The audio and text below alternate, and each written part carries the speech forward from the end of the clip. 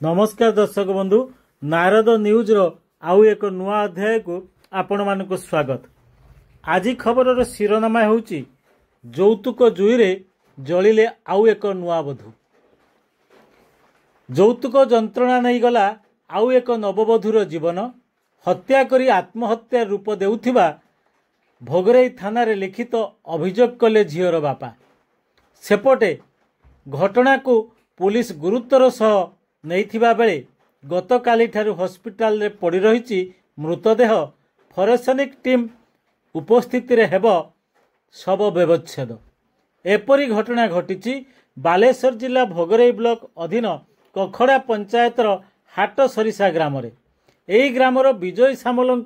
स्त्री मौसुमी शोवा घर झुलंता मृतदेह उद्धार होईछि। बापघर लोके भोगराई थाना रे हत्या अभियोग आनिछंती। मृत्युर कारण अस्पष्ट थिबा बेले पुलिस पक्षरु तदंत जारी रहिछि। मिलिथिबा सूचना अनुसार भोगराई ब्लॉक नारायण महांती पड़िया पंचायत अधीन ब्रजगोपाल करंकर एकमात्र झील मौसुमी सहित 5 मास पूर्व विजय विवाह होइथिला। से भोगराई ग्राम्य उच्च शिक्षा प्रतिष्ठान रे युक्त 3 तृतीय वर्षर छात्री। आज स्वामी स्त्री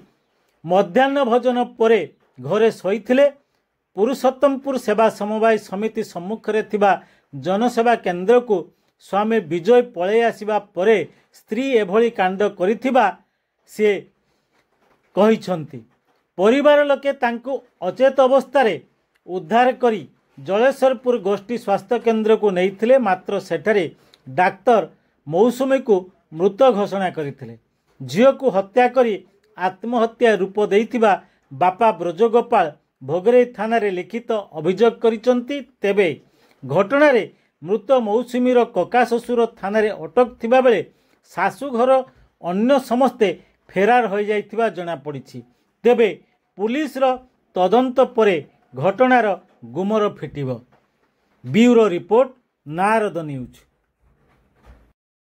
रंजित महंती मु तार भाणजी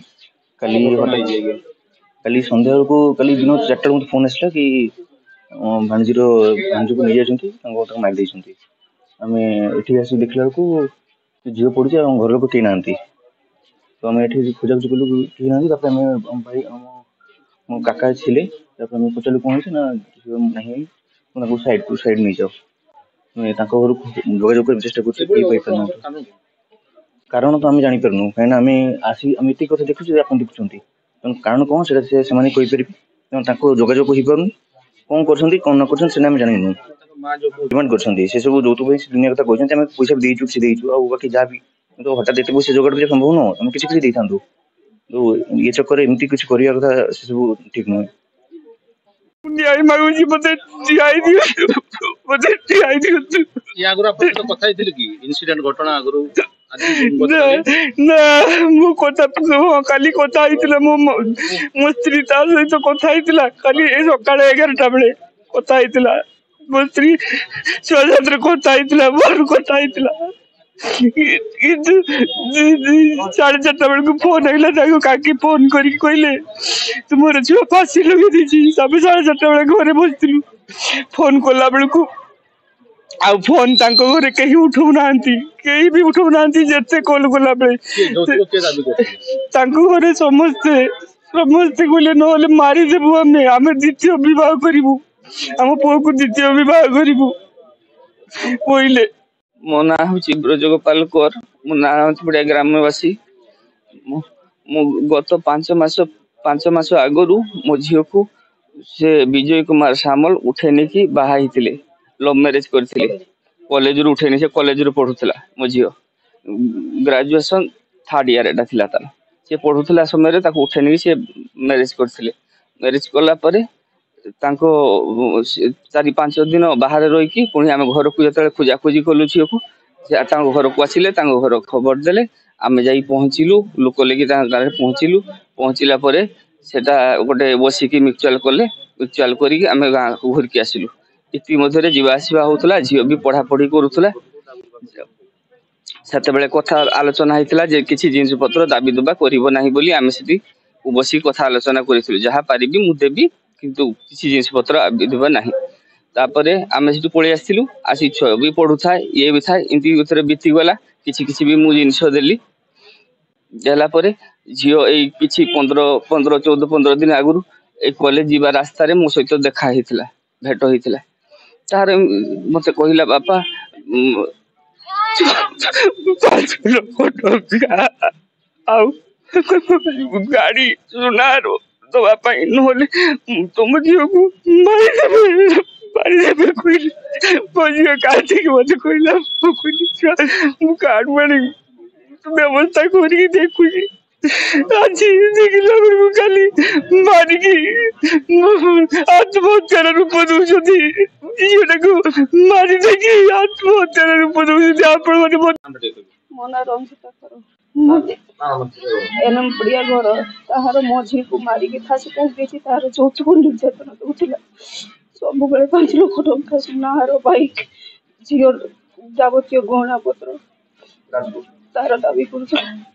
केते दिन झील बागर 4 मास 5 मास बागर रही सब आगु का जन जो कथा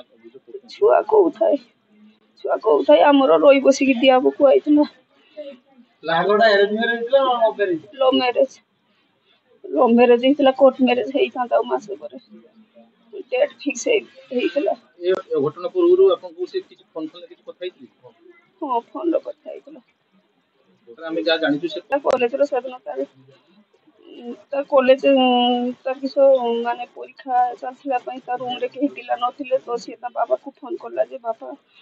मेसेज कर मु घर को पड़ेबी रूम रे कहीं पिला ना मत डर लगुच बाबा मेसेज करले से मंगलवार दिन राति से शाशु घर को जाइला बुधवार दिन भल था गुरुवार दिन सकाଳେ खाली मो साथ कथा जेजेमा देह खराब